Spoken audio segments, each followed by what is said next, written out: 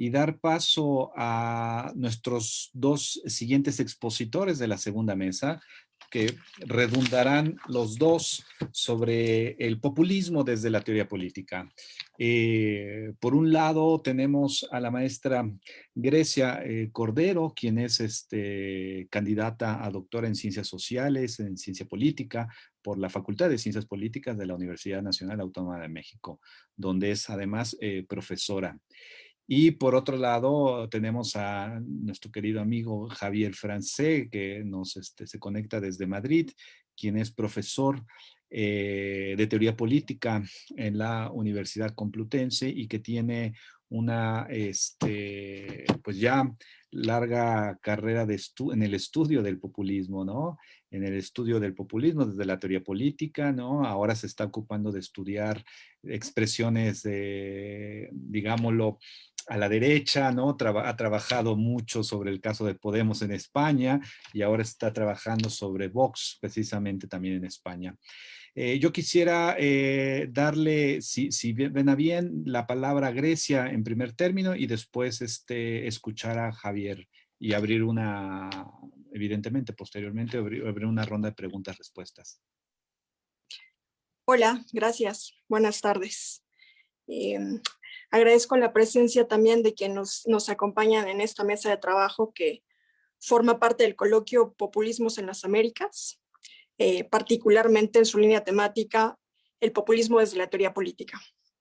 Agradezco la invitación de la Universidad Autónoma de Querétaro y particularmente al doctor Israel Covarrubias, quien me invita y nos está convocando a todos. Buenas tardes a todos, particularmente al doctor Javier Francé. Un gusto compartir la mesa de reflexión con usted. Quiero comentar que por razones de tiempo, la ponencia que hoy les presento titulada La ideología populista, reflexiones en torno al romanticismo político, tendrá por objetivo explicar solamente por qué, a diferencia de lo que se piensa, el populismo es una ideología, no a la razón Balán. Afirmación que sostengo como producto de mi trabajo de tesis doctoral y de un artículo en proceso de publicación al que llamé La ideología populista y su doble neoliberal. Bien, comienzo con la lectura de mi exposición. Hannah Arendt señaló la importancia que tiene para la teoría política el análisis de los conceptos más allá de sus usos, pues aunque los primeros presuponen a los segundos, estos no son lo mismo. Escribió la teórica al respecto. Es como si yo tuviera el derecho de llamar martillo al tacón de mi zapato, porque como la mayoría de las mujeres lo uso para clavar clavos en la pared. Esta analogía ilustra lo que ocurre con el concepto de populismo, al que se le define por su función o por sus usos, de los cuales deriva el carácter polémico y el desacuerdo teórico en torno a él. Ante este problema, mi tarea es la de identificar dichos usos, las divergencias y convergencias entre estos, y a partir de ello ofrecer una propuesta de definición que distinga al uso del concepto. El carácter polémico del estudio del populismo es una constante, y se observa desde su inicial enfoque estructural economicista hasta el actual político conocido como neopopulismo. Margaret Canavan, Kurt Weiland y Ernesto Laclau protagonizan el debate vigente en el que se enfrentan dos posturas de las que pueden abstraerse dos usos del término, el peyorativo y el apologético. Cada una de estas posturas usa al populismo como sinónimo de otros conceptos, tales como demagogia, política y lo político, con la intención de reafirmarse, aunque ello no suponga necesariamente un acto premeditado. Se trata de usos ideológicos del término y por ello mucho más sutiles e inconscientes de lo que parecen. Por ideológico no entenderé la manipulación de los conceptos ni la falsa conciencia de los estudiosos del tema. De acuerdo con Zizek, la ideología es la manera en que interpretamos a la realidad. Ella es su soporte. No hay realidad sin ideología. Además, es inconsciente y se apodera de nosotros.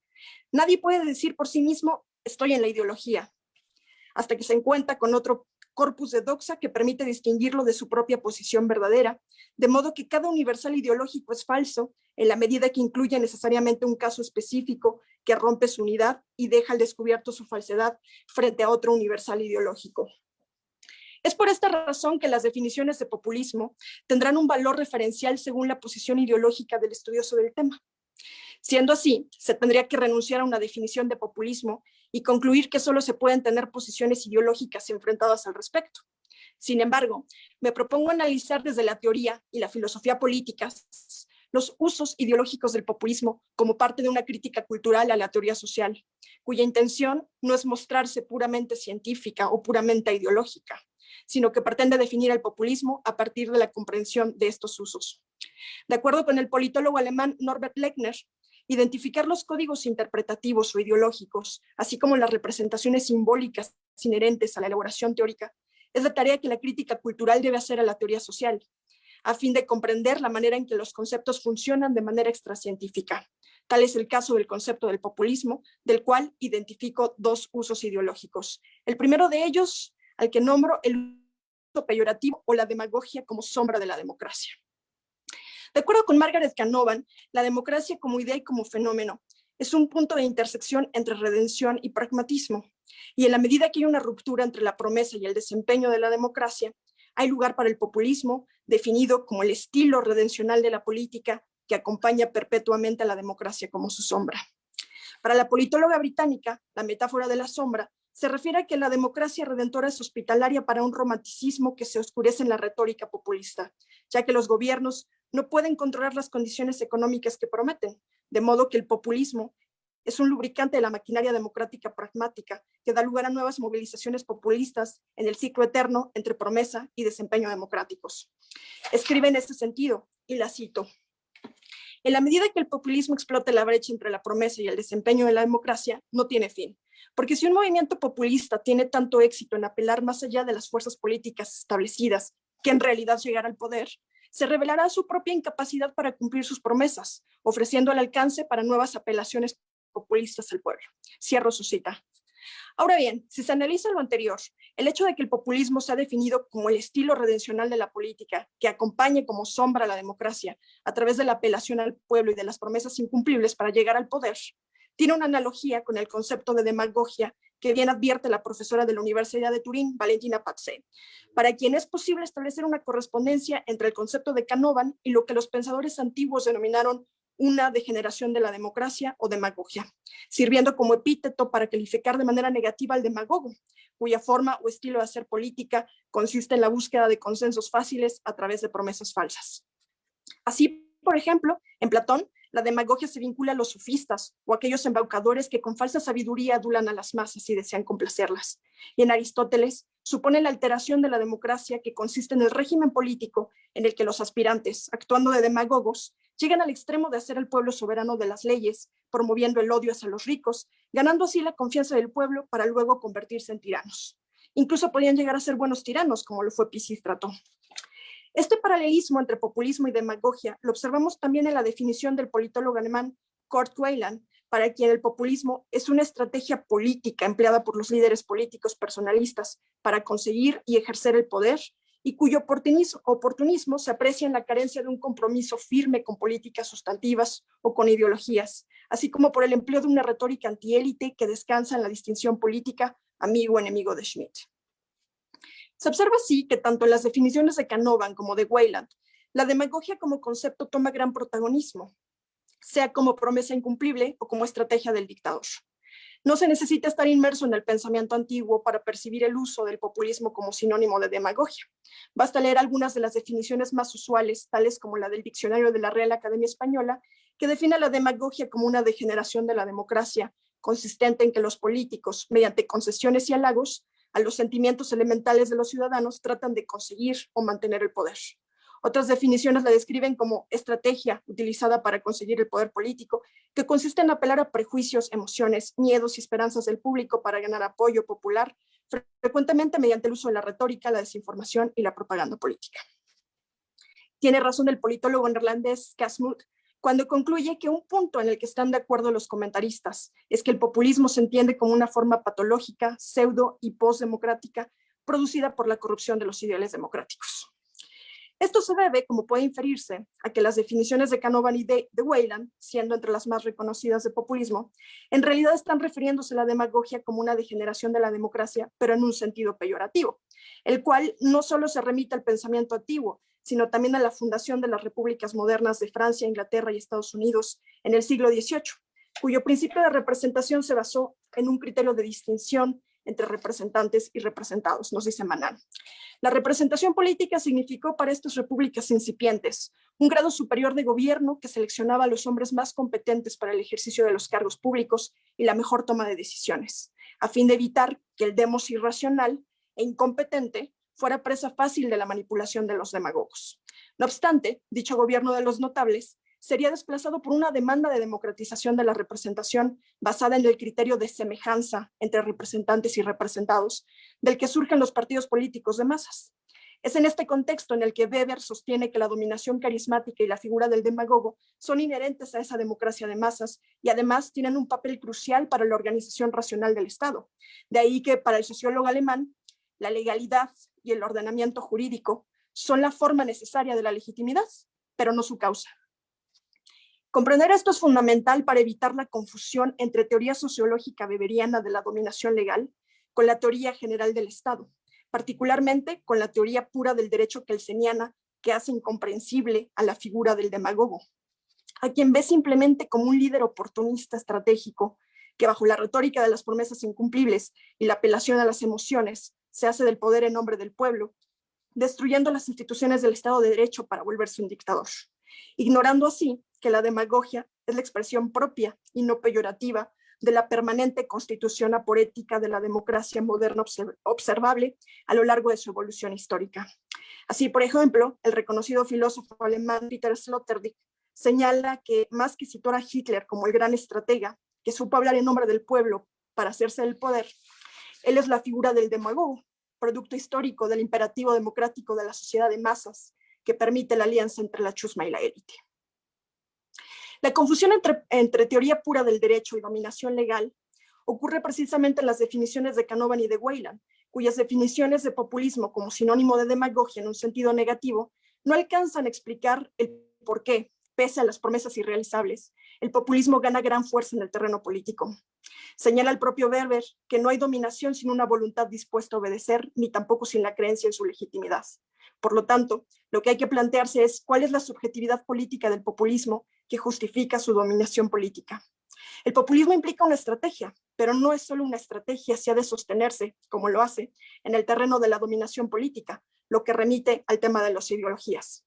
En ese sentido, también es posible cuestionar si aquello que se identifica como la figura tiene que ver más bien con el cambio de paradigma de representación que Manan denomina democracia de audiencias y el desplazamiento del centro de gravedad de la competencia democrática neoliberal y que consiste en la agresividad deslegitimadora y su rechazo a todo tipo de política. Un poco concluyendo este apartado, vemos así que la metáfora de la sombra de la democracia cobra su sentido ideológico más íntimo, el uso de la demagogia en sentido peyorativo como su sinónimo perturbador, pues lo que se teme es al líder que elegido democráticamente termine con la democracia. Así, por ejemplo, el historiador argentino Federico Finkelstein sostiene que el populismo es una reformulación fascista en clave democrática. No obstante, esa es la metáfora de esta sombra de la democracia a la que el politólogo Benjamín Arditi opone otra, la del espectro, esa que hace alusión a la obra de espectros de Marx, de Derrida, y cuyo sentido ideológico es el uso apologético del populismo como el retorno de lo político que hace venir o conjura la política contestataria. Así, por ejemplo, según el filósofo español José Luis Pardo, el concepto de poderes es un eufemismo del comunismo, aunque no es así como veremos. Y así concluye la parte del uso peyorativo del populismo. Comienzo con el uso apologético. El uso apologético del populismo está representado por Ernesto Laclau, quien a través de un argumento en la que hace coincidir a Gramsci, Schmitt, Bataille y Lacan, entre muchos otros pensadores, hace una réplica filosófica a la ciencia política que define peyorativamente al populismo como sinónimo de demagogia. Si el populismo es acusado de ser una mera estrategia de los líderes oportunistas para obtener el poder a través del uso de la retórica anti-establishment y un llamado al pueblo, entonces la mejor apología no está en negar que esta sea una estrategia y una retórica, sino que consiste en sublimarlo epistemológicamente, de tal manera que el populismo no es un tipo de estrategia cualquiera, sino la estrategia discursiva y performativa por la que se articulan y constituyen las demandas democráticas, independientemente de su contenido ideológico. De ahí que exista un populismo de izquierda y otro de derecha, cuyas fronteras son nebulosas, ya que la función del populismo es ontológica y no óntica, es decir, su función es expresar la enemistad en política. Hasta aquí, el primer movimiento teórico de Laclau es convincente al homologar parcialmente el concepto de lo político y la política de Schmitt con el populismo, ya que al igual que lo político, el populismo no acota un campo de la realidad óntica, sino un grado de intensidad de asociación o disociación de los hombres en el terreno del ser ontológico que alcanza su especificidad política o propiamente populista, cuando los hombres se articulan en la unidad decisiva del pueblo que confronta el orden institucional. Es decir, el populismo es sinónimo de la política como conflicto, en tanto distinción amigo-enemigo. De modo que hay política porque hay populismo, pues la política siempre convoca a nuevos sujetos de cambio social. Toda política, si lo es, ha de ser populista en algún grado, y lo relevante del populismo es entonces su expresión política frente a otras racionalidades apolíticas como el liberalismo, neoliberalismo, que ignoran el conflicto. Lo contradictorio del concepto es que, según la propia definición de Laclau, ninguna ideología o movimiento político estarían exentos de populismo. Y siendo así, tiene razón Zizek cuando señala que, según la definición de Laclau, el fascismo sería un tipo de populismo porque distingue claramente al enemigo.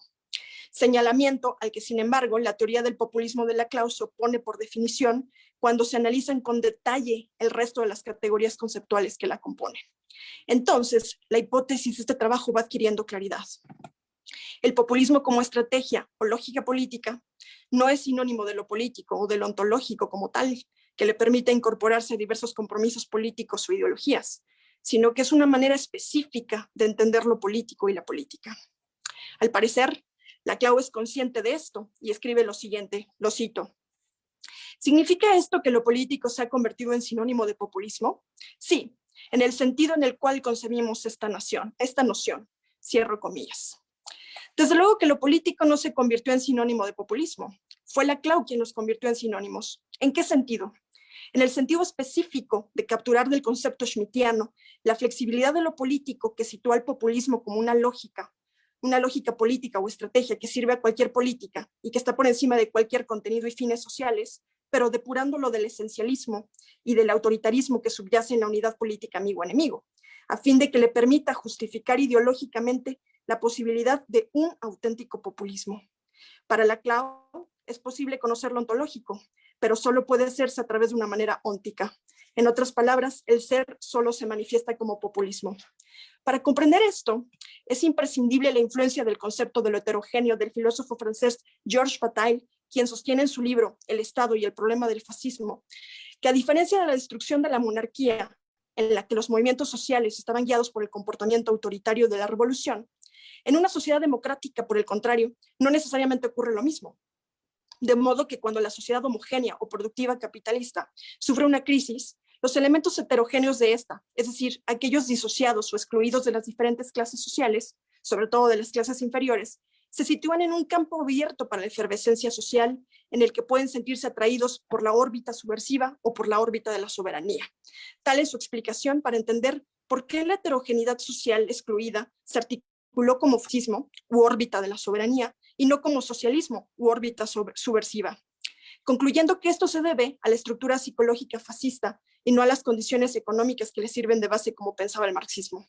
En otras palabras, de los hechos no pueden derivarse actitudes. Por ello, en tiempo de crisis de la homogeneidad, cito a Bataille, esto es muy importante porque así se entiende Laclau, una misma sociedad ve formarse conjuntamente en un mismo periodo dos revoluciones mutuamente hostiles y a la vez hostiles al orden establecido, lo que explica numerosas conexiones e incluso una suerte de complicidad profunda entre ellas. Cierro la cita. La diferencia entre estas revoluciones, según Bataille, es que la heterogeneidad del fascismo termina paradójicamente articulándose en la homogeneidad y la asimilación más acabada posible a través de la soberanía del Estado y la instancia imperativa del líder pueblo-nación, de modo que este tipo de unidad constituye una autoridad contra los hombres y por tanto es contrarrevolución. Esta tesis batailleana influye notablemente a Laclau, de ahí que su intención sea la de definir el verdadero rostro de lo político en la revolución o razón populista, que preserva lo heterogéneo sobre lo homogéneo como unidad de articulación política. Es decir, Laclau hace su teoría para que distinguir al populismo del fascismo. De esta manera, su teoría puede comprenderse en dos momentos. En un primer momento, El populismo es el ciclo de lo político en democracia que se expresa a través de la relación dialéctica entre la lógica diferencial o institucional y la lógica equivalencial. El populismo se presenta como la estrategia o lógica política, esa lógica equivalencial por la cual las demandas democráticas de protesta o de la heterogeneidad o exclusión social se articulan a través de cadenas equivalenciales de las que resulta la unidad decisiva del pueblo como sujeto revolucionario que se confronta con las instituciones. La heterogeneidad o exclusión social ha de entenderse aquí como significantes flotantes, ya que como demandas democráticas de protesta que son, pueden sentirse atraídas hacia cualquier órbita, sea esta subversiva o de la soberanía. De ahí que existe un populismo de izquierda y otro de derecha, cuyas fronteras son difusas por su común rechazo a las instituciones, ya que la función del populismo es ontológica y no óntica. En un segundo momento, por el contrario, el populismo como sinónimo de lo político o lo ontológico deja de ser una estrategia que puede incorporarse a diversos compromisos políticos o ideologías y adquiere rasgos específicos o propios de la ideología populista, el verdadero rostro revolucionario o la vía real de lo político, los cuales pueden resumirse en los siguientes supuestos antiesencialistas. 1. El pueblo es una construcción política y no un dato preexistente de la estructura social. El pueblo es el plebs o la plebe marginal, es decir, un actor político nuevo que surge a partir del encadenamiento equivalencial y no un encadenamiento espontáneo de la heterogeneidad insatisfecha con las instituciones en torno al significante vacío pueblo. Este es sin duda el rasgo definitorio del populismo, y cito a Laclau, ya que pueden existir discursos radicales o de ruptura con el status quo o la oligarquía existente, pero si se abandona la heterogeneidad equivalencial articulatoria del plebs, entonces no hay populismo. Cierro citas. Esto supone que no existe un populismo de derecha, ni ninguna de sus variantes. Populismo neoliberal mediático, por ejemplo, ya que estos no serían construcciones populistas o políticas, sino que son articulaciones basadas en grupos previamente constituidos, tal es el caso del Pueblo Nación como grupo social homogéneo dado, o bien su variante neoliberal como masa desestructurada de individuos aislados conformados como audiencias. 2. El pueblo no es la totalidad de los miembros de la comunidad, como ocurre con el fascismo, sino un componente parcial que aspira, sin embargo, a ser concebido como la única totalidad legítima. Es decir, la representación populista opera estratégicamente bajo la figura retórica de la sinécdoque o la parte por el todo, pues requiere de una plebe marginal o los de abajo que reclame ser el populus. 3. El pueblo es un sujeto revolucionario porque las cadenas equivalenciales de la heterogeneidad social nunca se disuelven en la lógica diferencial o institucional, como sí ocurre en el fascismo. Si esto aconteciera, el pueblo desaparece.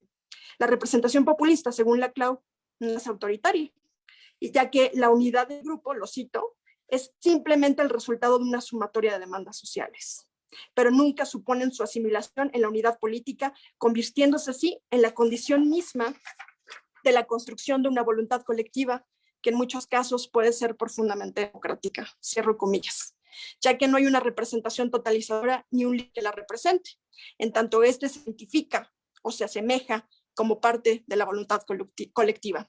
Para el populismo no existe una voluntad general superior o externa a ella misma, sino que es la voluntad de todos o el autogobierno del pueblo, lo que da cuenta de la representación espejo que la sustenta. Y por último, el enemigo es también una construcción política y por tanto no es un dato preexistente de la estructura social. Por ello no puede ser el extranjero ni el capitalista, sino que este adquiere dimensiones más globales, tales como la oligarquía o los grupos dominantes corruptos que encarnan el poder político económico de cara a un capitalismo global. Este rasgo del populismo es particularmente problemático porque el antiesencialismo del enemigo en Laclau conlleva a dos consecuencias paradójicas. Por un lado, que el pueblo del populismo sea un sujeto revolucionario sin revolución, ya que no es un actor antisistema. El programa del populismo se reduce a una moralidad subjetiva sin eticidad, ya que basta con la buena conciencia y con expulsar la corrupción para que funcione correctamente el autogobierno del pueblo. De acuerdo con Zizek, lo cito, para el populista, la causa de los problemas nunca es en definitiva el sistema como tal, sino el intruso que lo corrompe. No se trata en definitiva de un vicio fatalmente inscrito en la estructura, sino de un elemento que no desempeña correctamente su rol dentro de ella. Por el contrario, para un marxista, como para un freudiano, lo patológico, el comportamiento desviado de ciertos elementos, es un síntoma de lo normal. Por otro lado, el hecho de que para Laclau el populismo sea la vía real para comprender lo político queda en duda por la propia teoría en la que se sustenta, ya que para Carl Schmitt la esencia de lo político no es la enemistad como tal, sino la distinción de amigo y enemigo, y eso supone la existencia de los dos, amigo y enemigo. Esa es una cita de Schmitt, por cierto. Y sigo citándolo. El enemigo está a nuestro propio nivel. Por esta razón tengo que luchar con él, para encontrar la propia medida, los propios límites y la propia personalidad. El sentido del enemigo, entonces, no está en su aniquilación, sino en un medir las fuerzas respectivas y obtener una frontera común. Por eso la política no es la continuación de la guerra por otros medios. Para el jurista alemán, la enemistad recibe un pleno reconocimiento a través de un enemigo concreto y legítimo. Él es hostis o enemigo público y no inimicus o enemigo privado o cristiano al que se le tenga que desmoralizar o convertir en un no valor. Elementos que la ideología populista no solo ignora, sino que además forman parte de sus postulados. Por ello, la crítica totalizadora y absolutamente deslegitimadora a la oligarquía de la Clau significaría para Schmitt el paso a una enemistad absoluta en la que desaparece el enemigo, así como la posibilidad de presuponerlo. Así, al exceder lo político, el populismo implicaría la destrucción de la política, observación que ya sugiere el filósofo italiano Giacomo Marramao en su libro sobre el síndrome populista, la deslegitimación como estrategia política. A propósito, Marramao explica que, puesto que lo político es un criterio y no un ámbito, entonces se deduce erróneamente que de ello cualquier agregación de intensidad amigo-enemigo adquiere por sí un carácter típicamente político, y no es así. Esa es la confusión schmittiana a la que tienden tanto los del uso peyorativo como este uso apologético. El populismo no es sinónimo ni expresión de lo político, sostengo, sino una de las formas ideológicas de excederlo, tal y como lo hicieron también y de diferente manera las ideologías fascista y marxista respectivamente. En conclusión, Ernesto Laclau convierte su teoría del populismo en una sinécdoque sustentada en la parte por el todo, ya que el populismo es una manera particular de entender lo político y la política, a la que hace pasar por sinónimo de estos, lo universal, a través de su definición como lógica o estrategia política. Luego, la sinécdoque se invierte en el todo por la parte, ya que la estrategia o lógica política que podría incorporarse universalmente a la multiplicidad de compromisos políticos o ideologías, no lo hace, y por el contrario, solo puede expresarse a través de su vía real o su forma particular populista, supuestamente revolucionaria. El populismo no es entonces un eufemismo del marxismo, ni tampoco un eufemismo del fascismo, sino una ideología propia, una ideología política propia, con rasgos exclusivos teorizados en gran parte por Ernesto Laclau. Se equivoca Rosanvallon cuando dice que no hay un teórico del populismo. Esa es Laclau. Así, al identificar dichos rasgos de la ideología populista en Laclau, me desapego de otras definiciones de populismo como ideología, tales como la de Donald McFry, Cass Mood, para quien el populismo es una ideología mínima que se adhiere a otras ideologías densas, así como la de Pierre Rosanvallon, para quien el populismo es una ideología o forma límite del proyecto democrático, en la que apenas pueden distinguirse difusamente una variante de izquierda y otra de derecha. Me parece que Rosanvallon confunde ideología con culturas políticas. Por el contrario, retomo la tesis de Bataille que influye en Laclau, es decir, aquella que señala que una misma sociedad ve formarse conjuntamente en un mismo periodo dos revoluciones mutuamente hostiles y a la vez hostiles al orden establecido, lo que explica numerosas conexiones e incluso una suerte de complicidad profunda entre ellas.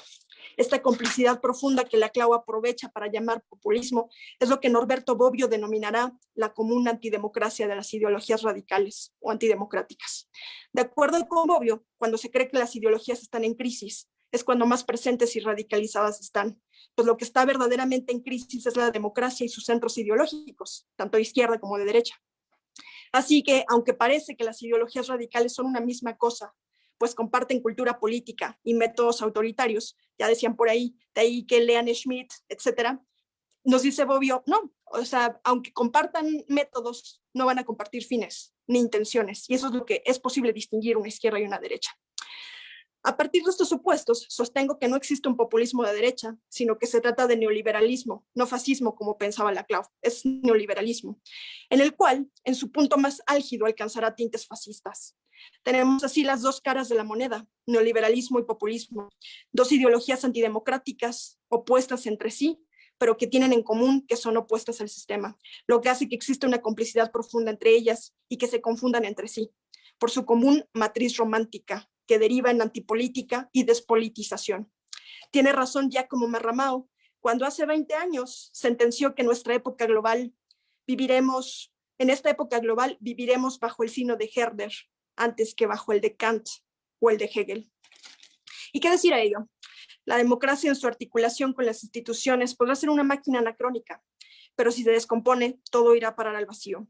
Hoy, en política, democracia es el nombre de lo que no podemos tener y que pese a todo, no podemos dejar de querer. Lo dejo aquí. Gracias. Muchas gracias, Grecia, por tu exposición, que está llena no solo de sugerencias, sino también de guiños y sobre todo de provocaciones.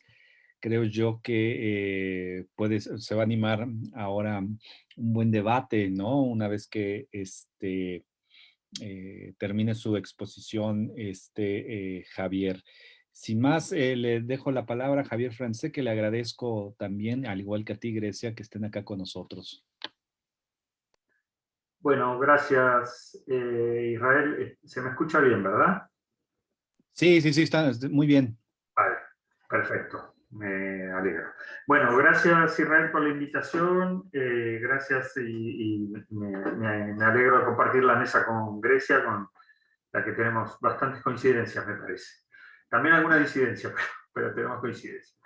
Bueno, el objetivo de mi exposición es analizar el concepto de política en la CLO, especialmente a la luz de la distinción entre populismo e institucionalismo.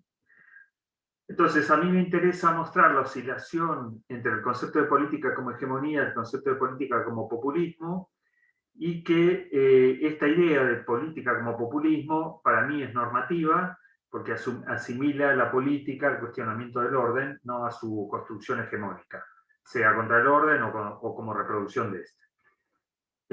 Como si la reproducción fuera administrativa, es decir, la mera repetición de lo igual a sí mismo, como si esto fuera posible. Entonces, apoyándome en algunas ambigüedades momentáneas, esporádicas, muy puntuales, que aparecen en la reflexión de Laclau, voy a buscar o sostener la posibilidad de volver al concepto de política como hegemonía y dejar el concepto de populismo como una forma de construcción hegemónica, no como la forma por antonomasia. El objetivo de esto no es restituir la palabra de Laclau, porque él, digamos, él y sus libros se encargan bien de defenderse solos, sino por mostrar un poco las ambigüedades en su propia reflexión a lo largo en este caso, del texto de la razón populista. Entonces, empiezo por algunos conceptos fundamentales que todos conocemos, pero por ordenar un poco la exposición. Entonces, como es sabido, digamos, para Laclau lo político, que es lo ontológico, instituye lo social, que es lo óntico, a través de dos lógicas, la de la equivalencia y la diferencia, que determinan la constitución de lo social según la relación que tienen y la relación que producen entre las demandas y el orden, ¿no? Cuando prima la lógica de la equivalencia sobre la diferencia, siempre están las dos combinadas, hay un antagonismo entre las demandas y el orden. Las demandas son diferentes, pero son equivalentes por oposición al poder, y es el populismo. Cuando prima la lógica de la diferencia, es decir, se produce una continuidad, digamos, entre las demandas y el orden absorbe las demandas diferencialmente, y entonces lo que tenemos es el institucionalismo, digamos, ¿no? Pero el problema surge cuando Laclau define el populismo como la lógica de la política como tal cosa, ¿no? Y el institucionalismo como la muerte de la política. Y cuando él dice que el fin del populismo es el fin de la política. Pese a que populismo e institucionalismo están siempre presentes, ambos es una cuestión de grados.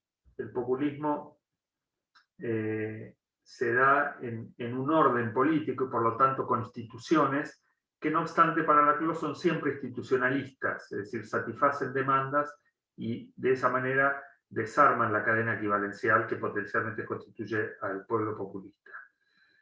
Y el institucionalismo tiene que construir un pueblo y una cadena equivalencial incluidas en la misma comunidad política, por débil y pequeño que sea esa cadena de equivalencia. Por lo tanto, populismo e institucionalismo están siempre presentes, que son cuestión, como digo, de grados. No obstante, creo que hay un punto importante en el hecho de que a pesar de que la lógica de la diferencia y la lógica de la equivalencia estén siempre presentes, no obstante ambas tienen un sentido, yo diría, único y son de algún modo resistentes a la propia articulación, es decir, no varían con la articulación. Esto hace que todo lo que haya de política en lo social lo aporta el populismo, es decir, la primacía de la lógica de la equivalencia, y todo lo que hay de muerte de la política deriva del institucionalismo, que a su vez, es decir, de la lógica de la diferencia, o de la primacía de la lógica de la diferencia, que a su vez Laclau, en un gesto que en un sentido sorprende por el marco teórico con el que él trabaja, reduce institucionalismo a la institucionalidad y en última instancia al Estado. Y esto me parece importante. De esta manera, la vida social es una lucha incesante entre la vida y la muerte de la política, pero insisto, la vida y la muerte de la política están representadas de algún modo por un único, cada una por un único vector, digamos, ¿no? Bueno, entonces plantearía un primer problema, que es la idea de la política como contrahegemonía. Desde mi punto de vista, en la razón populista, la política termina siendo presentada como contrahegemonía. Entonces, en los textos anteriores a la razón populista, básicamente hegemonía y estrategia y nuevas reflexiones, la política aparece definida como hegemonía, como una lucha entre identidades antagónicas por universalizar un punto de vista particular. Sin embargo, en la razón populista y en el texto de populismo que nos dice el nombre, la política queda asimilada al populismo como impugnación del orden existente en su conjunto, sin incluir su reproducción. Entonces ahora solo un polo es el que lucha, el que desafía el orden. Solo ese polo, el que desafía el orden, es propiamente político. Y el que lucha por conservar el orden dominante sería predominantemente el de la muerte de la política. Digo predominantemente porque el institucionalismo también construye un pueblo, aunque pequeño, y no es el protagonista, digamos, de la política, sino justamente las instituciones.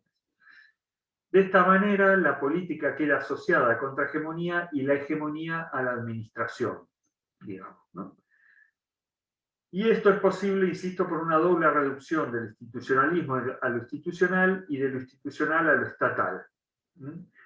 Como el institucionalismo es la satisfacción o el rechazo de las demandas, esta tarea solo puede cumplirla lo institucional y por lo tanto lo estatal, digamos, ¿no? De ahí la reducción.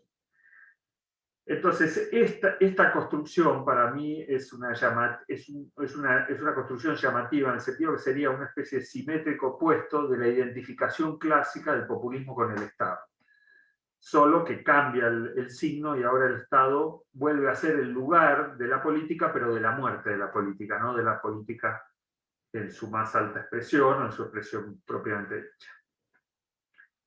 Entonces, una primera ambivalencia es la idea de que la reproducción del orden, dentro de esta idea, digamos, de que la política sería solamente la contrahegemonía, es decir, el desafío del orden dominante, hay una primera ambivalencia en Laclau, que es la idea de que hay un instante, digamos, en su texto, hay un momento en el cual la reproducción del orden podría ser parte de la política, es decir, la hegemonía podría ser parte de la política y no solo el desafío.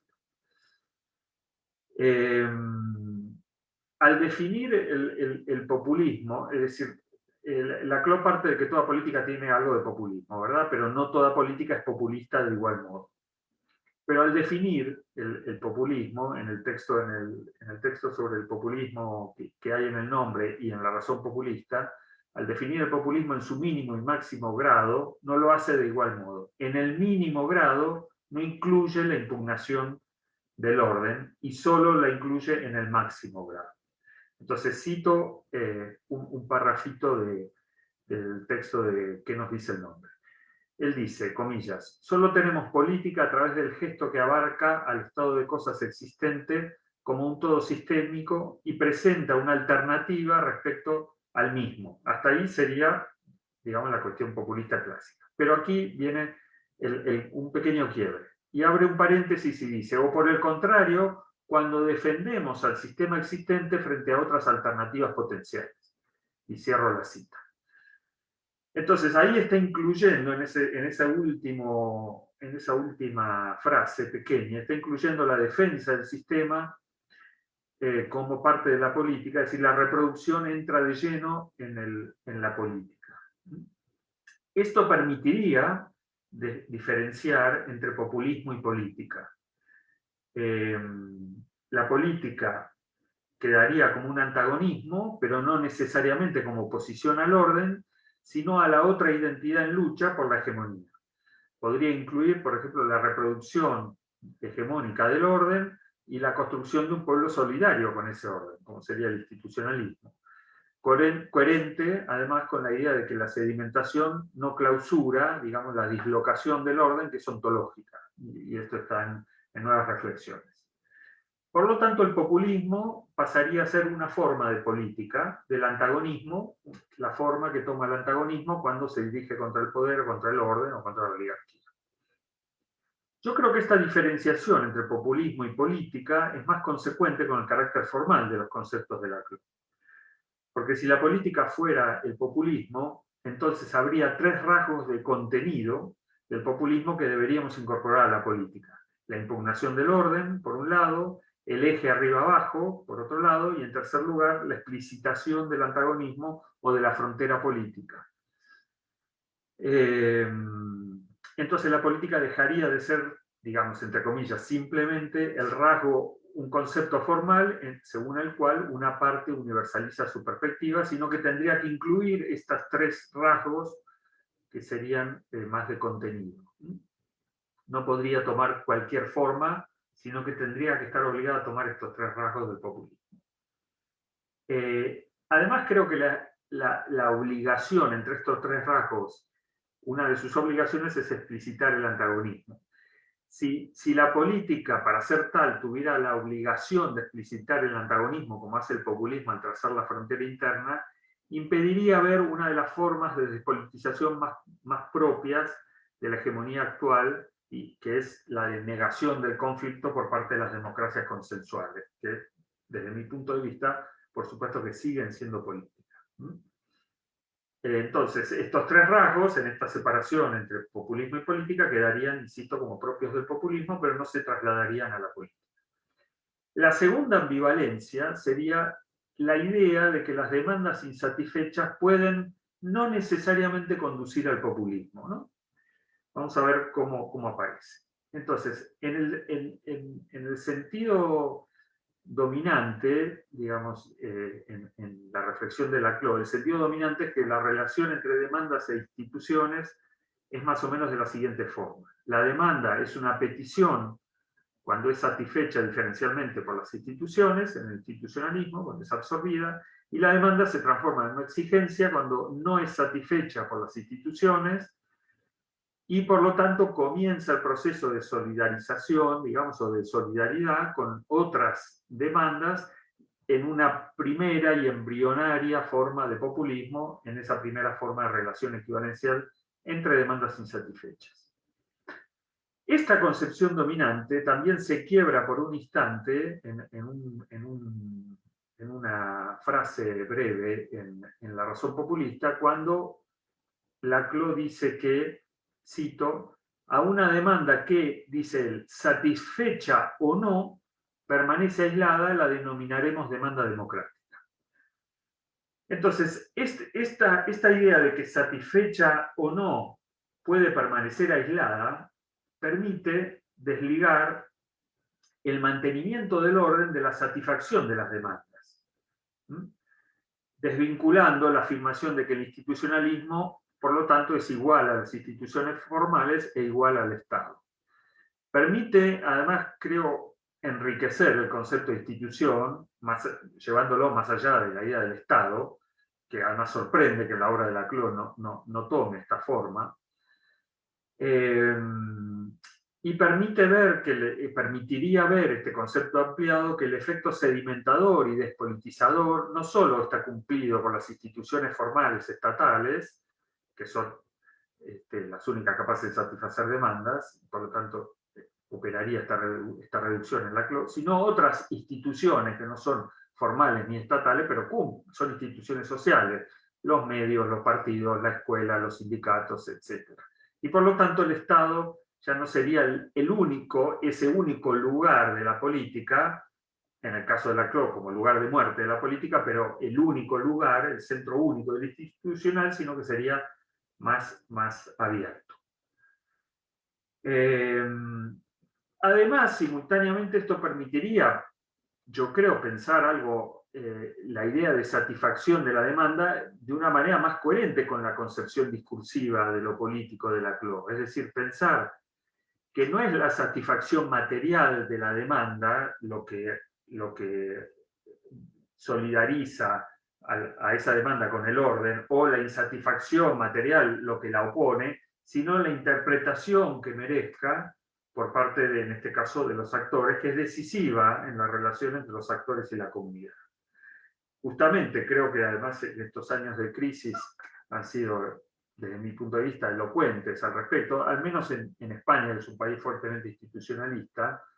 La prueba más fuerte de una hegemonía, creo, es justamente cuando el orden es capaz de gestionar la espera y la no satisfacción de la demanda y, sin embargo, seguir recibiendo solidaridad de parte de esas demandas.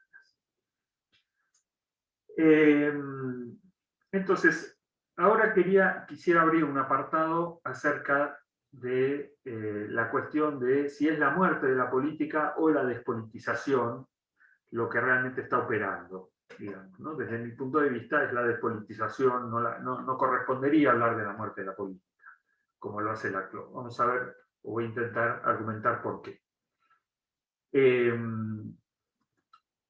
En la reflexión sobre el populismo, la frontera política es básicamente la frontera interna para la CLO, ¿no? Para la CLO, la frontera política es la frontera interna, dejando de lado la frontera externa. Para mí siempre hay dos fronteras, digamos, o puede haber dos fronteras, pero hay una frontera externa que es la que constituye la comunidad como tal. Entonces, el predominio de la frontera política interna en la CLO me parece que es clave porque permite pensar la muerte de la política por efecto del institucionalismo. Al cancelar la frontera interna, el institucionalismo podría matar la política, entre comillas, ¿no?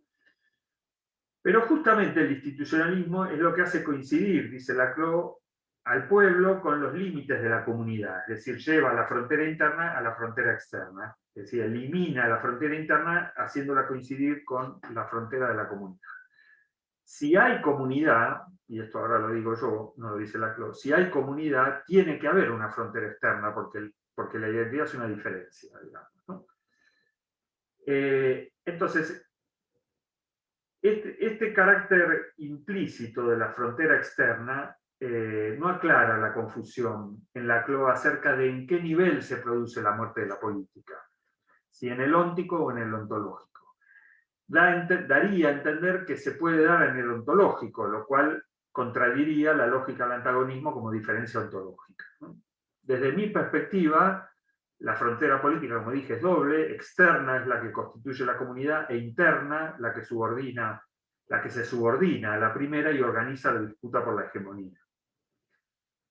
Aún en el improbable caso que un grupo hegemónico, digamos, eliminara el antagonismo interno, no liquidaría toda frontera, porque si lo hiciera, estaría radicando a la comunidad como tal, a la propia comunidad.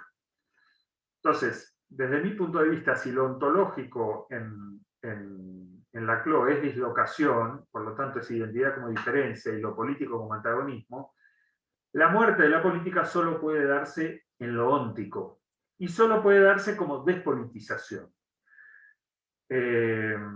Pues siempre hay decisiones sobre valores contingentes apoyadas en la violencia que constituyen un orden y un sujeto hegemónico y que supone una exclusión, una expulsión de un otro. La manera que tiene el institucionalismo de despolitizarse es presentarse justamente como un universal sin enemigos, pero esto lo puede hacer, y el liberalismo en general, pero esto lo puede hacer solo en lo óntico, no en lo ontológico, digamos. Solo lo puede hacer como despolitización, no como muerte de la política. Entonces, como conclusiones quisiera enumerar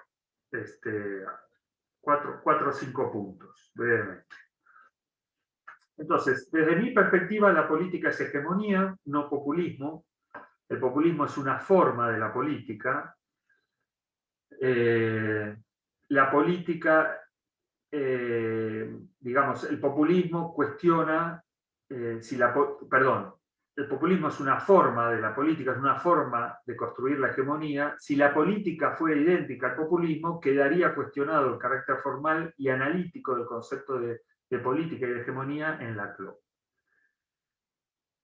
Una segunda conclusión sería que la reproducción del orden es política, no su muerte. La reproducción nunca es repetición, está condicionada por la frónesis, por la variación intrínseca de la política. Nunca la reproducción es la repetición de lo igual a sí mismo. El tercer punto de conclusión diría es que la despolitización no es la muerte de la política, que la política es permanente, que la muerte de la política es despolitización en el nivel óntico, como dije, pero no en lo ontológico. Si hubiera muerte de la política en lo ontológico, no habría entonces actores y el antagonismo sería radicable, que es la promesa de las democracias consensuales.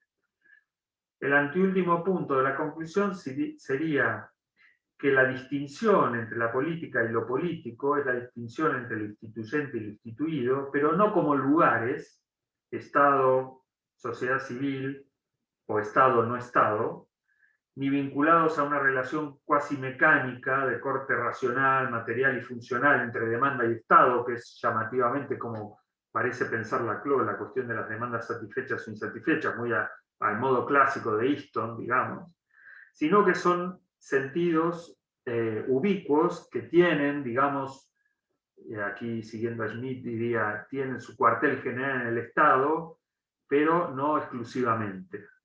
Y además no son lugares homogéneos, sino porosos, digamos. El Estado no es un lugar exclusivo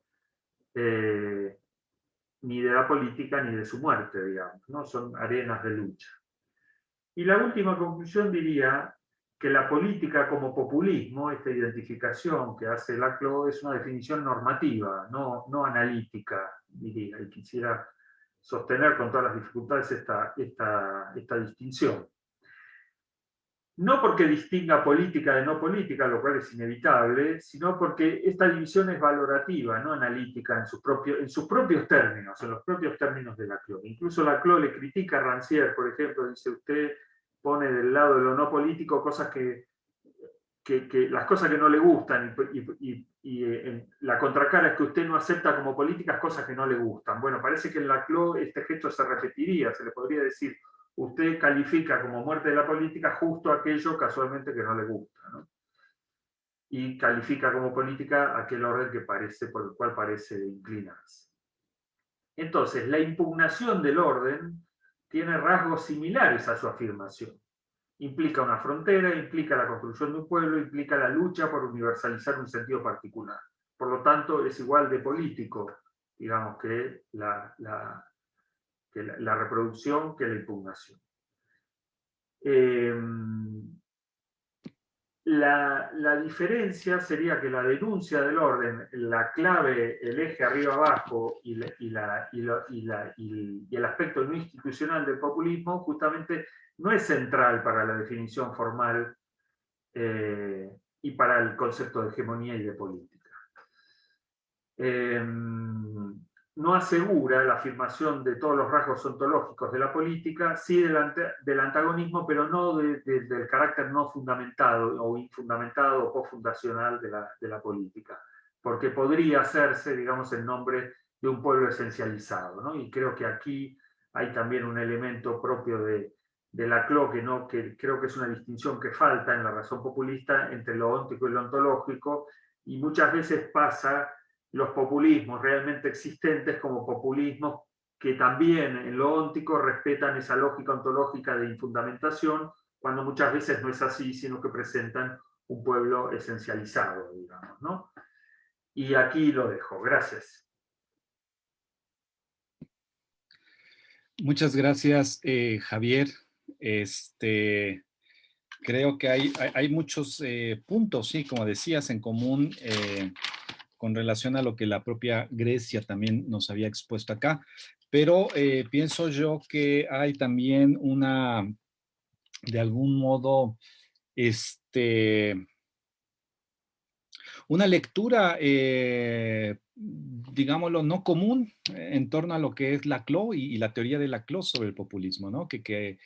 Pienso yo que a veces se le ha hecho una lectura como más apresurada, más militante, evidentemente, ¿no? Es una lectura que ha tenido, debemos de reconocer, un éxito político relevante, pero la cuestión de la despolitización me parece una cosa hoy central también para el discurso del populismo. Y bueno, yo tendría un par de preguntas a ambos, pero antes, primero, estoy viendo en el chat que Álvaro pregunta, dice, Grecia, me gustó mucho tu presentación y las distinciones que haces entre usos peyorativos y apologéticos del populismo. Al final de tu exposición afirmabas que era un error llamar populismo a los movimientos de derecha, y lo más correcto era asociarlas con la ideología neoliberal, y el término populismo debería ser reservado para calificar los movimientos de izquierda. No obstante, me parece que los populismos de izquierda pueden ser perfectamente coherentes con la ideología neoliberal. Me gustaría que profundizaras en este punto. Y hay otra, Javier, esta es para ti, dice, al hacer esa identificación del populismo con la política, en mi opinión, Laclau la propone, Ernesto Laclau no abrió la puerta a la posible utilización de una multiplicidad de conceptos inverosímiles que comienzan con el populismo de derecha y muchos otros populismos. Estas dos cuestiones, ¿no? Y los escuchamos en orden y ahora yo les hago también mi formulación. Sí, adelante, Grecia.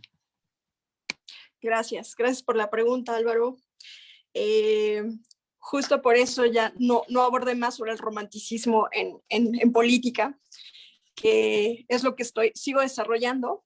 Bueno, no sé si van a decir así, porque tengo una parte escrita, pero ya se me hacía como excesivo abordar más tiempo, ¿no? Me parece que justo, o sea, como estoy también partiendo del tema de Bataille, de dos revoluciones opuestas entre sí, pero opuestas al sistema, ¿no? Y de ahí que haya una complicidad profunda entre ellas, que es lo que influye bastante a Laclau.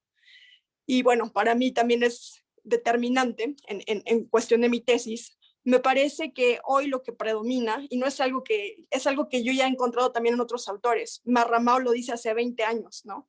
Que justamente lo que va a predominar en este tiempo es romanticismo en política. El propio Schmitt tiene un libro, Romanticismo Político, ¿no? Entonces, ¿qué es lo que tienen? ¿Por qué son tan parecidos el populismo y el neoliberalismo?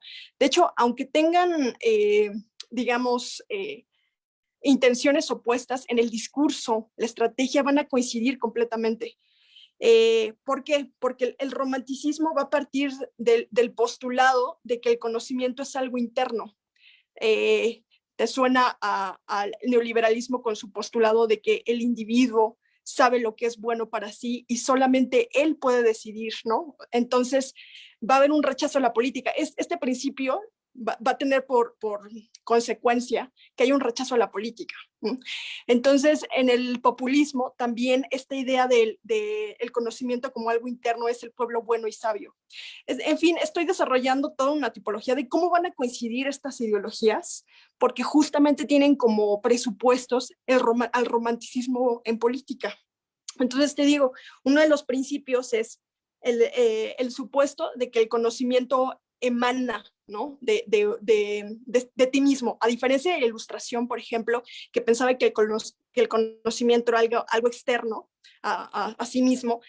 El romanticismo, por el contrario, es como yo sé lo que es bueno para mí, entonces nadie más, no necesito mediaciones, ¿me explico? Entonces eso es como un postulado romántico por antonomasia, la idea de la voluntad, ¿no? Que de hecho vamos a ver también, es bien interesante, por ejemplo, cómo el marxismo y el fascismo, por ejemplo, pese a que tienen rasgos románticos, por ejemplo, en el fascismo vamos a ver la idea de la voluntad soberana del pueblo, que decide, que está por encima de cualquier ley. Eso es muy común en el romanticismo, es transgresora, está en contra del orden dado, de lo establecido. Eso es un principio romántico por excelencia. Entonces lo vamos a ver específicamente ese rasgo romántico, ¿no? En el fascismo. Como vamos a ver en el marxismo, el rasgo romántico específicamente en una especie de conspiracionismo y misticismo, en el que hay una voluntad que dirige a los hombres, que se opone a ellos, etcétera. Pero vamos a tener en común, tanto en marxismo como fascismo, que sí creen que hay una voluntad externa o necesitan de política para guiar a los hombres. Tan es así que los dos van a llegar a la conclusión, estas dos ideologías, de que se necesita la dictadura. Por el contrario, para los románticos, en este caso neoliberalismo y populismo, ellos se sienten muy libres. Ellos creen que no se necesitan de medios autoritarios, ¿no?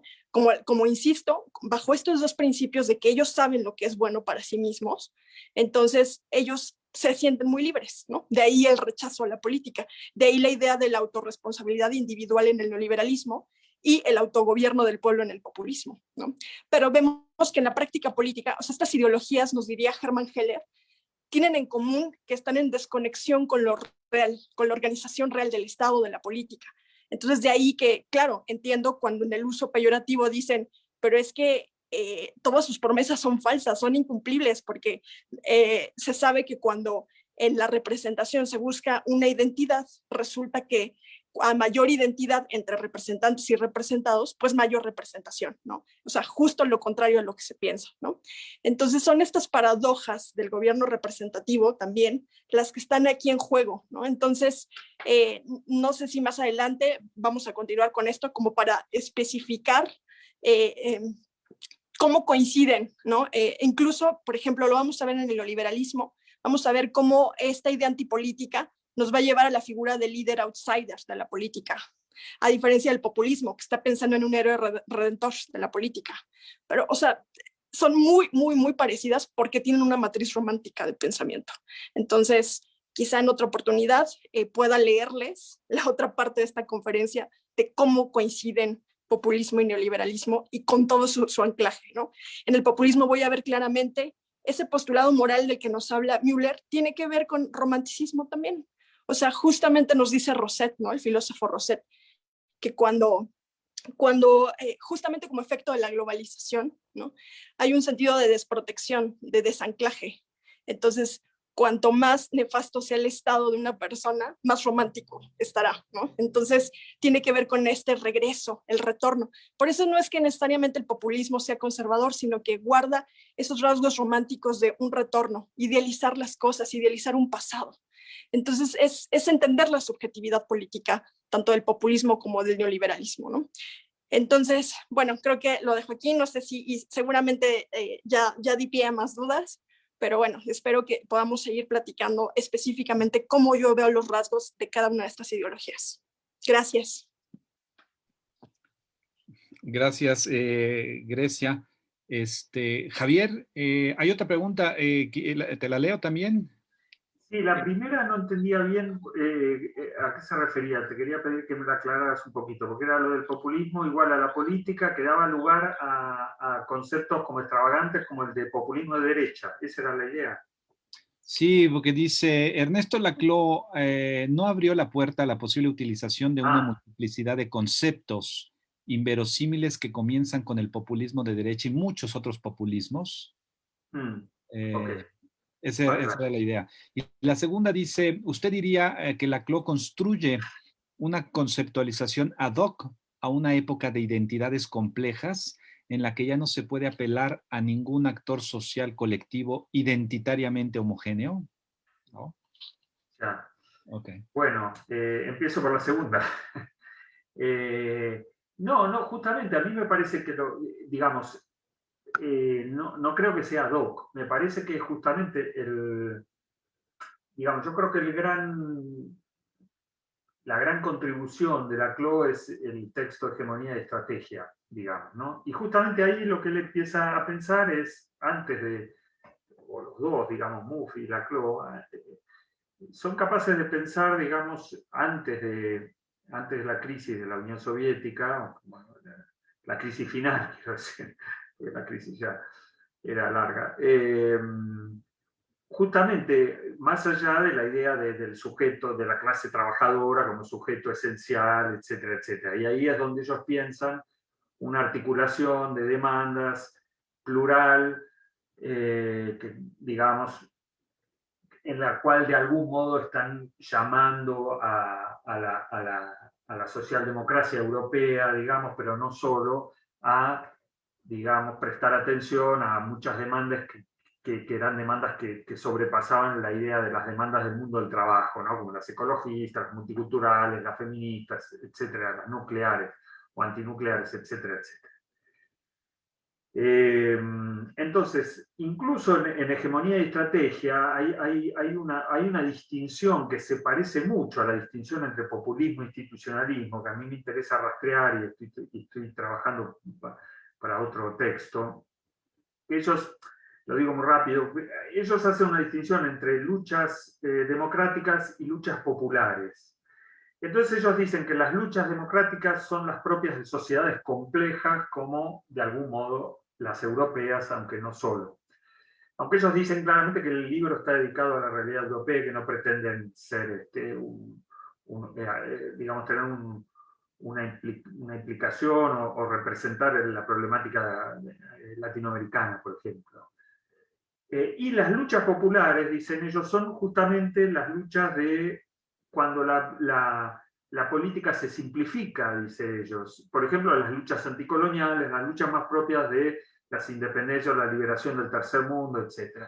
Y en cambio las luchas democráticas son las luchas estas plurales de muchas demandas, en las cuales no hay una bipartición, digamos, de la comunidad política, tan dicotómica, y yo creo que luego en la razón populista las luchas, justamente las luchas de lo que son las luchas democráticas en hegemonía de estrategia, quedan diluidas en el institucionalismo y las luchas populares pasan a ser las luchas populistas. Pero esta sería otra cuestión. Pero creo que no construye un concepto ad hoc, sino que están pensando la problemática muy en su línea antifundacionalista y discursiva de que la idea del sujeto histórico ya no tiene, ya se evidencia, entre comillas, como inapropiada, digamos, o que impide pensar la problemática de entonces.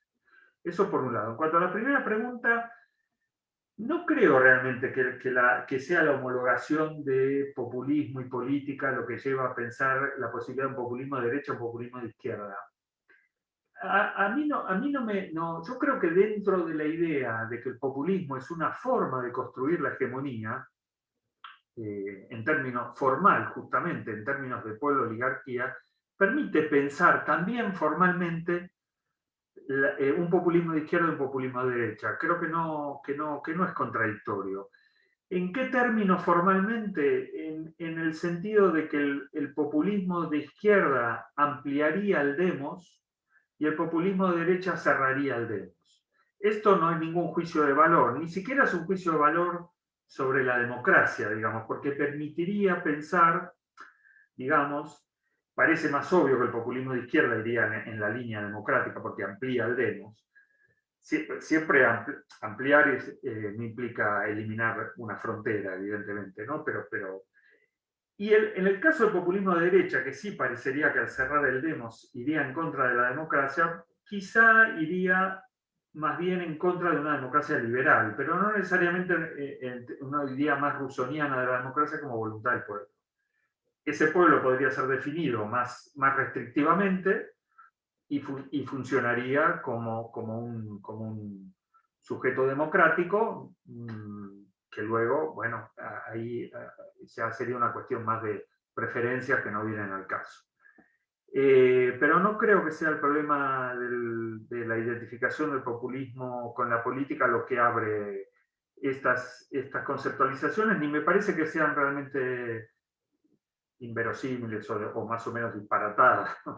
No me parece realmente. Creo que son posibles y creo que permiten mantener el concepto de populismo como un concepto formal, no de contenido, y entender que hay distintas formas de populismo, incluso contra el propio Laclau, que muchas veces decía que un populismo neoliberal sería imposible. Yo creo que es posible. Es más, creo que ha sido posible. Ok, gracias Javier. Bueno, un par de preguntas para Grecia, la primera.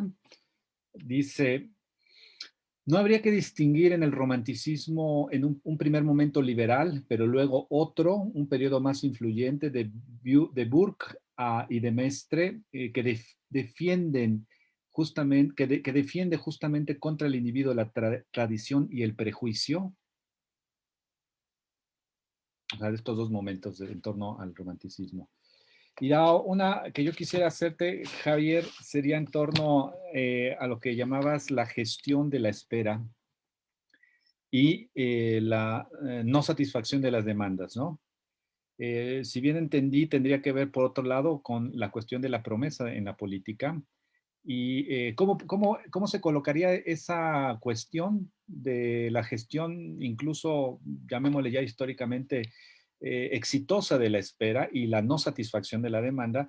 Por ejemplo, con la cuestión que planteabas de la despolitización, que no es la muerte de la política, y ya metiéndonos a un terreno, digámoslo, empírico, ¿no? Sí, justo para lo que comentabas ahora último, izquierda-derecha, en formaciones partidistas, si hay una gestión exitosa dependiendo del tipo de formación populista o no, y por otro lado, si dependiendo de esa gestión se va o no se va ya a una politicidad o a una despolitización, digámoslo, en el paraje populista. Y aquí hay otra pregunta que dicen, que también la hacemos extensiva para los dos, que dice, ¿se podría pensar entonces al andamiaje teórico de Laclau como una prolongación de la idea de Gramsci sobre la construcción de la hegemonía? Listo. Entonces te escuchamos, Grecia, de inicio. Sí, en realidad yo me estoy basando en Berlin, ¿no? En sus estudios sobre el romanticismo. Creo que es importante subrayar que el romanticismo, más allá de pensarlo como algo, no quiero que se entienda que entonces, como estoy diciendo que estas ideologías, digamos, antidemocráticas, tanto neoliberalismo como populismo, tanto en su lado radical izquierda como radical derecha, no quiero que se piense que entonces porque yo estoy diciendo que tiene una matriz romántica, que entonces yo estoy pensando peyorativamente al romanticismo, ni mucho menos. El romanticismo, como bien nos dice Berlin, constituye quizá uno de los movimientos intelectuales más importantes, ¿no? Frente a la ilustración, ¿no? Entonces, creo que el romanticismo, por ejemplo, también lo vamos a ver cómo influye en el liberalismo, ¿no? Como esta idea, por ejemplo, de la representación de espejo, la idea de que debe haber representación, digamos, de cuota, en fin, todo esto. O sea, creo que el romanticismo como tal sería otra tesis política, digo, tesis, sí, política, intelectual, teórica, pero bueno, particularmente yo estoy abordando estos elementos que Berlin nos dice, que es la voluntad, digamos, del hombre como un ente creador que está por encima, o sea, esa voluntad que está por encima de todo, y la idea del conocimiento como algo interno. Entonces creo que estos dos postulados románticos son los que yo veo que están aplicando actualmente tanto en el neoliberalismo como en el populismo, pero sí quiero aclarar que no quiero que se entienda que entonces yo estoy menospreciando o minimizando al romanticismo. Y no sé, específicamente es que no entendí bien como la pregunta, Israel, ¿la puedes repetir en el sentido de Mestre? En realidad, la pregunta la formula Juan Cristóbal. ¿Por qué no la formulas directamente, Juan Sí, Cristóbal? por favor. Ok, sí, bueno, yo veo en el romanticismo cuando menos dos facetas. Una que es liberal, del momento de los hermanos Schlegel, y que retoma mucho un autor que tú podrías mencionar, que es Richard Rorty. Richard Rorty es una especie de liberal romántico, entonces quizá te sirva para tu tesis. Ahora bien, yo como entendería más bien el romanticismo, sería como un movimiento conservador que va contra el individuo. El individuo no sabe. Lo que sabe para el romanticismo de Burke y de Joseph de Maistre es la tradición, es el pasado. La sociedad nos trasciende y nosotros no sabemos, estamos manejados por la providencia, dice de Maistre, y nosotros no sabemos lo que hace la providencia con nosotros, ¿no? Eso sería mi posición. Gracias.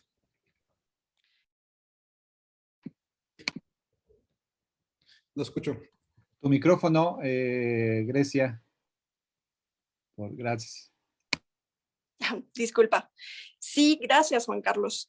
En realidad, pues yo te digo, estoy partiendo de Berlín y exacto, o sea, creo que sí entendí tu pregunta. No estoy entendiendo el romanticismo ya como plenamente antiliberal o demás. O sea, creo que el romanticismo influye en muchas ideologías.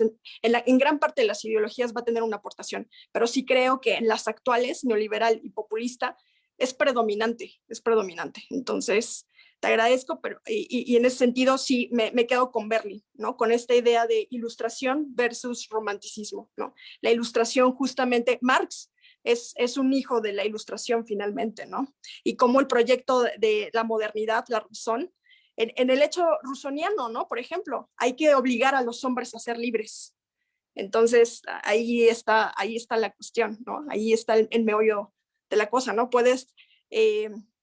la ilustración, cómo puede llegar a desencadenar en decir, bueno, vamos a obligarlos, ¿no? A que sean libres. Entonces, no, por eso no quiero entrar como en romanticismo, ilustración, como si fueran elementos que se pueden, digamos, polarizar, ¿no? O sea, vemos como no todo es bueno en la ilustración, como no todo en el romanticismo, pero el romanticismo va a influir de manera positiva en ciertas ideologías, como la ilustración en su punto más álgido, lo vemos con el marxismo, pues se va a volver en su contrario, ¿no?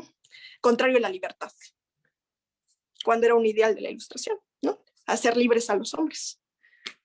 En fin. Gracias, Grecia. Javier. Sí, bueno, a ver, con el tema de la espera, a mí me parece que es muy contra la idea de Laclau en la razón populista. Me parece que justamente la prueba de fuego de una hegemonía es,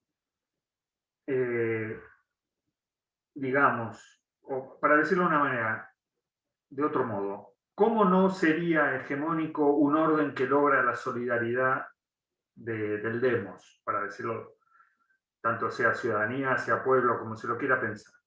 ¿Cómo no sería hegemónico un orden de ese tipo? ¿Cómo no sería hegemónico un orden que es, insisto, capaz de decir,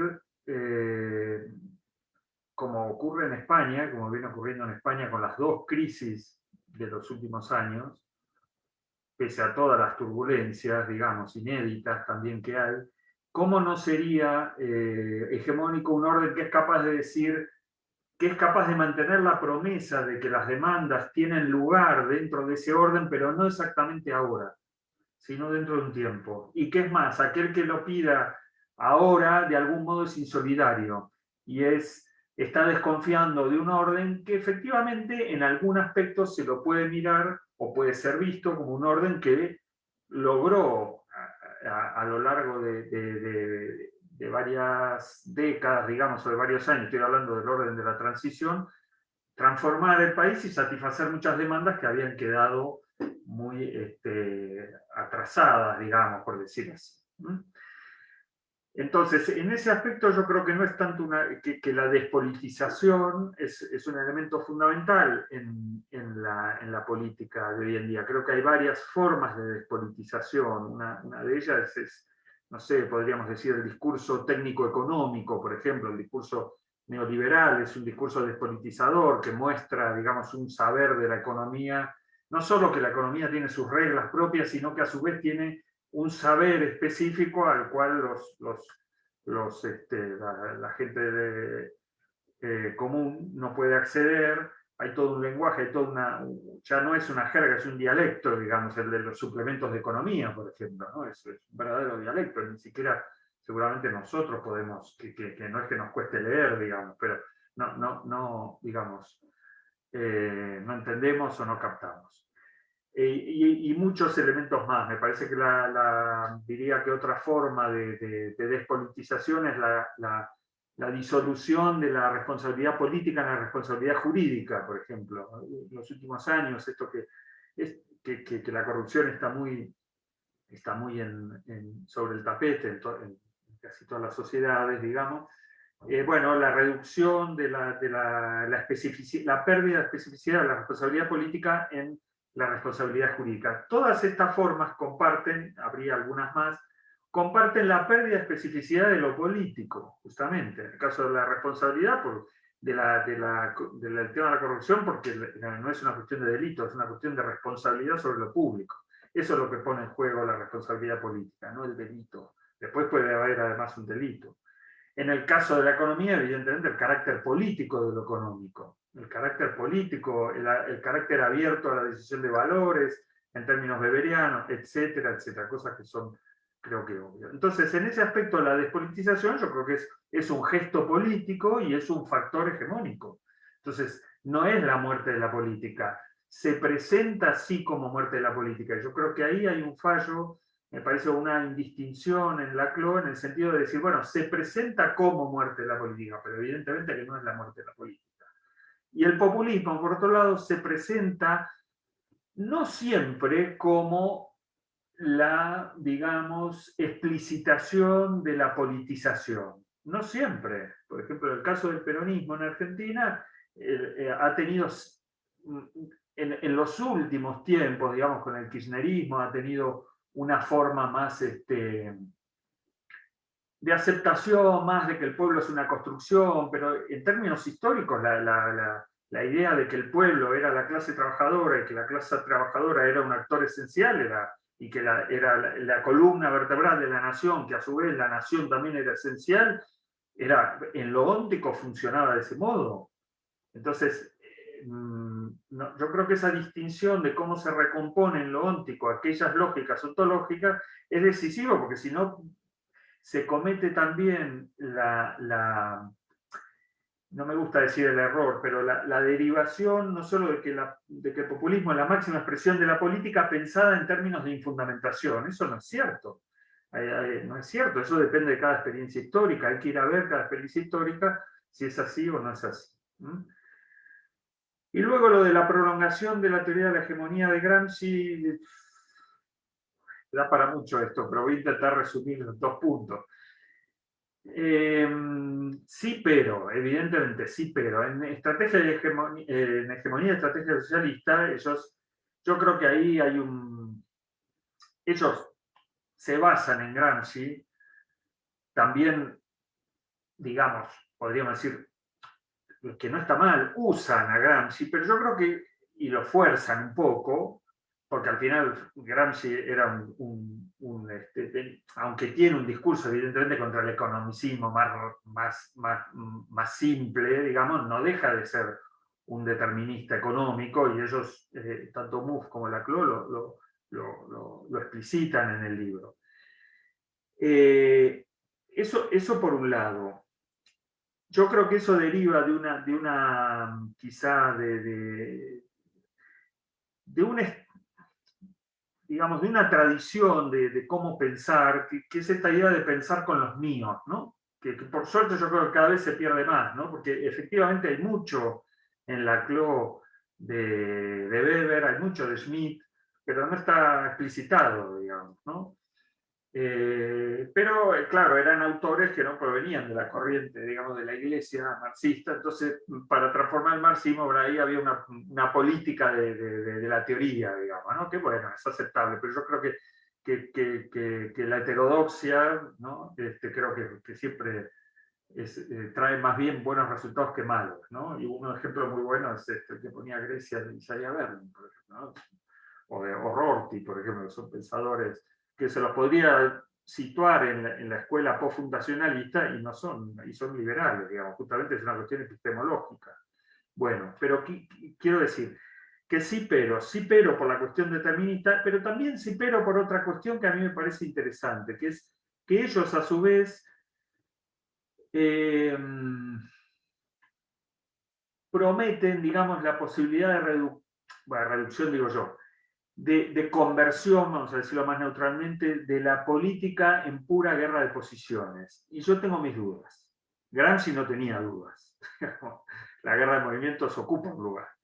Pero la conversión, digamos, al infinito de la política en guerra de posiciones, yo albergo mis dudas, digamos, ¿no? Y me parece que en ese punto sí, Gramsci quizá es un pensador bueno, no sé cómo decirlo, más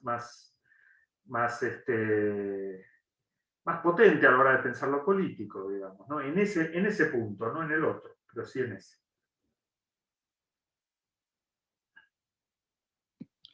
Muy bien, Javier, muchas gracias. Yo tendría nada más una pregunta a Grecia. Simplemente decías, Grecia, de que, bueno, Rosambalón confunde populismo con culturas políticas, ¿no?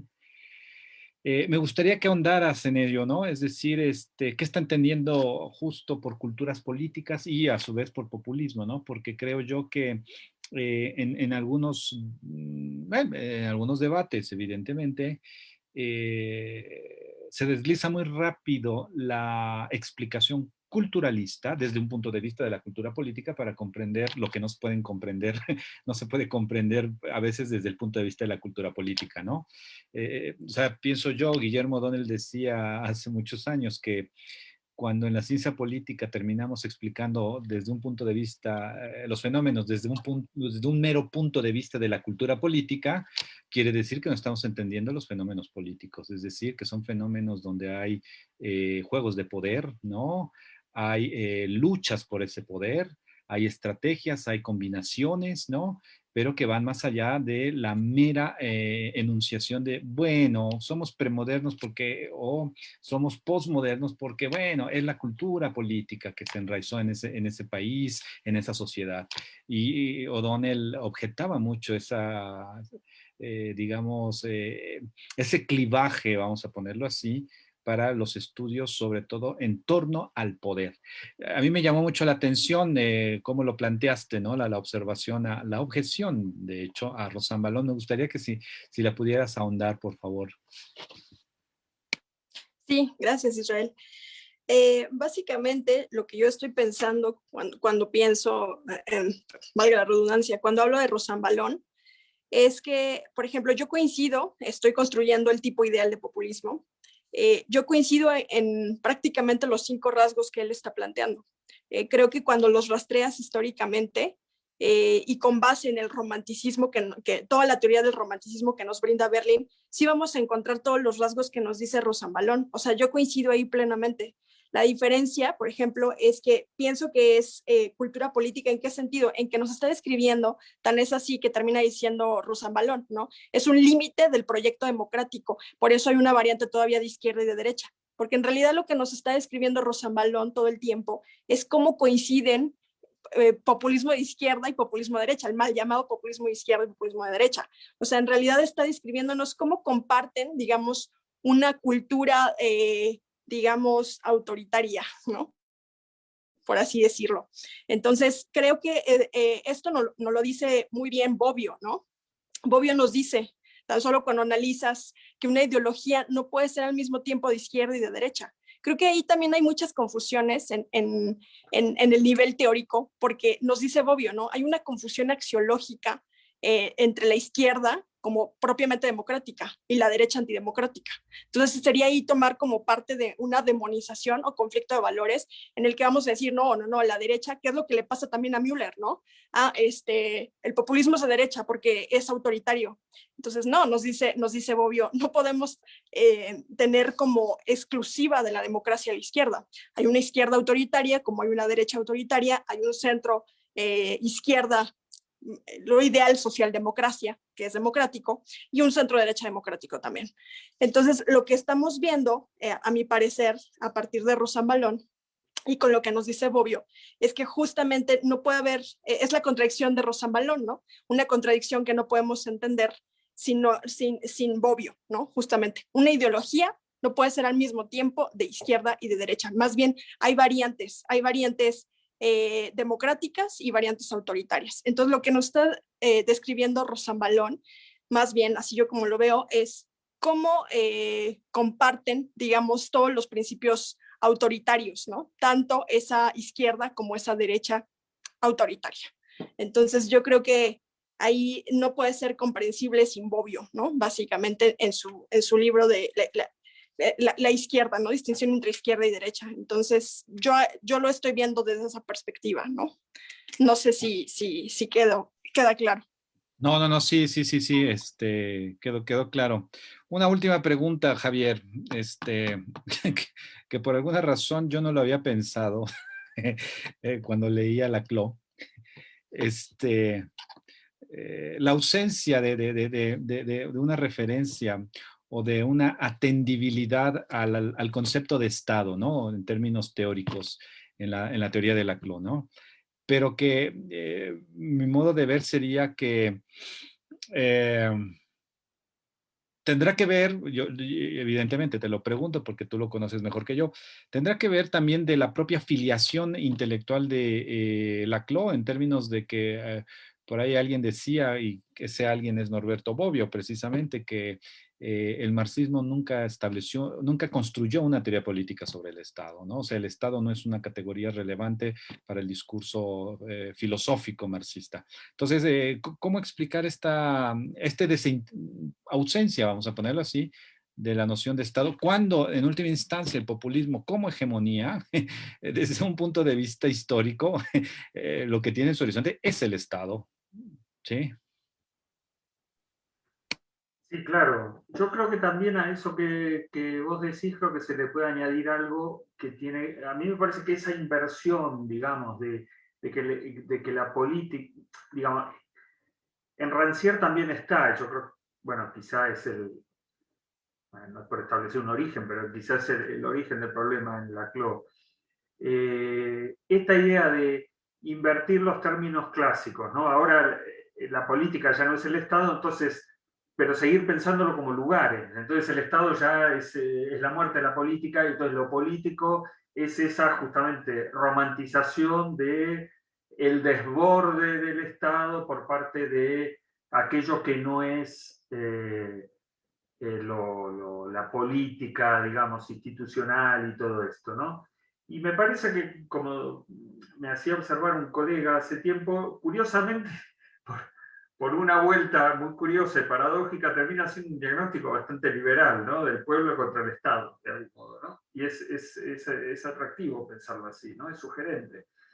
Yo creo que la cuestión justamente se trata así de pensar la distinción. Hay varios autores, cuando intentan abrir el concepto de política a lo político, caen en esto, digamos, ¿no? Castoriadis, autores que a mí me